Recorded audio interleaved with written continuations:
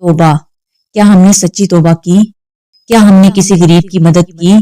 کیا ہم نے کسی کا دل دکھانے سے خود کو روکا؟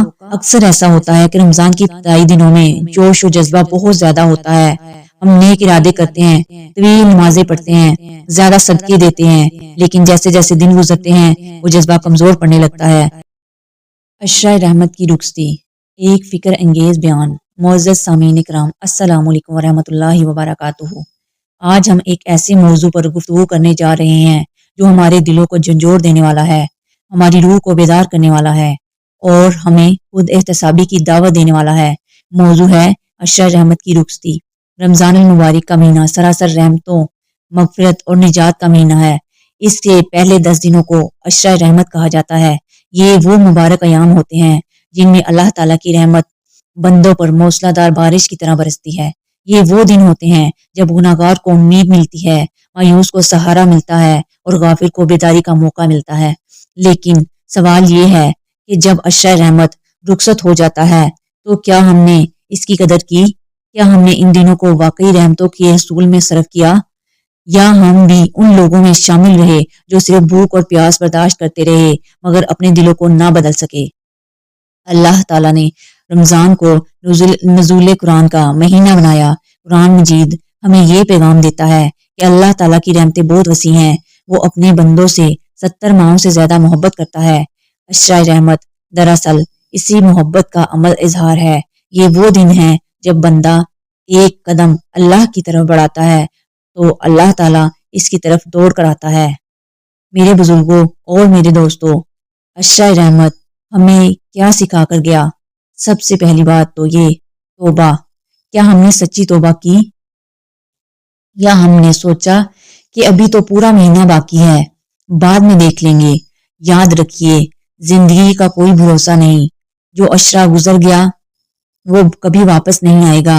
دوسری بات، نماز کی پابندی۔ رمضان میں مساجد آباد ہو جاتی ہیں، فجر کی نماز میں وہ لوگ بھی نظر آتے ہیں جو عام دنوں میں نظر نہیں آتے۔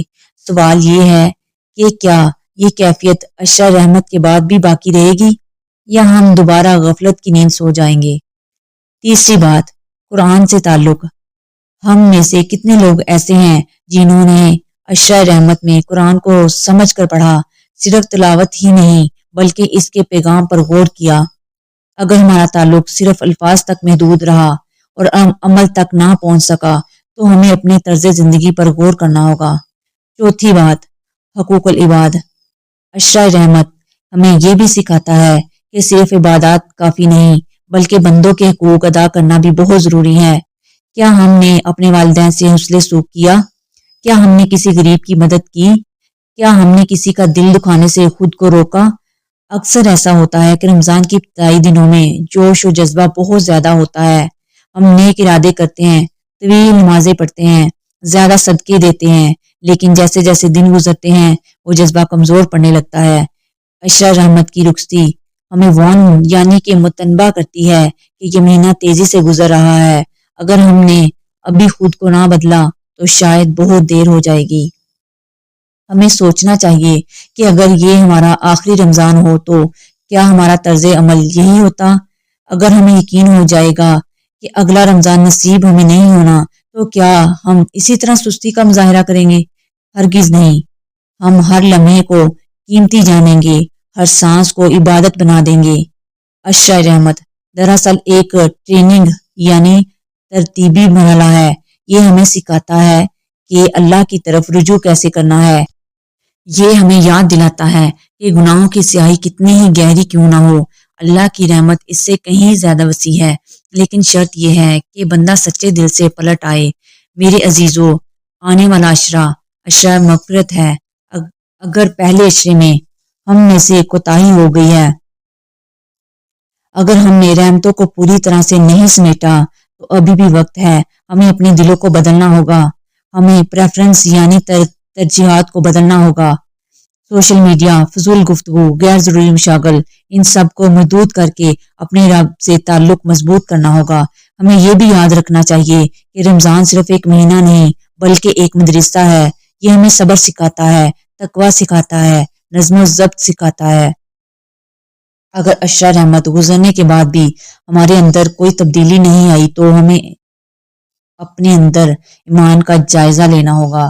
آئیے آج عہد کریں کہ ہم اپنی نمازوں کی حفاظت کریں گے، ہم قرآن سے اپنا تعلق مضبوط کریں گے، ہم دوسروں کے حقوق ادا کریں گے، ہم دلوں سے کینہ اور حسد نکال دیں گے، ہم رمضان کے باقی دنوں کو ضائع نہیں کریں گے۔ اشرا رحمت کی رخصتی ہمیں رلانے کے لیے نہیں، جگانے کے لیے ہے۔ یہ ہمیں بتاتی ہے کہ وقت تیزی سے گزر رہا ہے، جو لمحہ گزر گیا وہ واپس نہیں آئے گا، اس لیے ہر آنے والے دن کو قیمتی سمجھیں اور ہر رات کو غنیمت جانیں اور ہر سجدے کو اپنی نجات کا ذریعہ بنائیں۔ آخر میں اللہ تعالیٰ سے دعا ہے، اے اللہ، اگر ہم سے اشرا رحمت میں کوتاہی ہو گئی ہو تو ہمیں معاف فرما دے، ہمارے دلوں کو نرم کر دے، ہمیں سچی توبہ کی توفیق عطا فرما، ہمیں رمضان کے باقی ایام میں اپنی رحمت اور مغفرت اور نجات سے بھرپور حصہ عطا فرما، ہمیں ایسا بنا دے کہ رمضان کے بعد بھی ہماری زندگی تیری ہی اطاعت میں گزرے، تیری ہی اطاعت میں گزرے۔ اللہ تعالیٰ ہمیں عمل کرنے کی توفیق دے اور ہمیں رمضان کے حقیقی برکتوں سے مالا مال فرمائے۔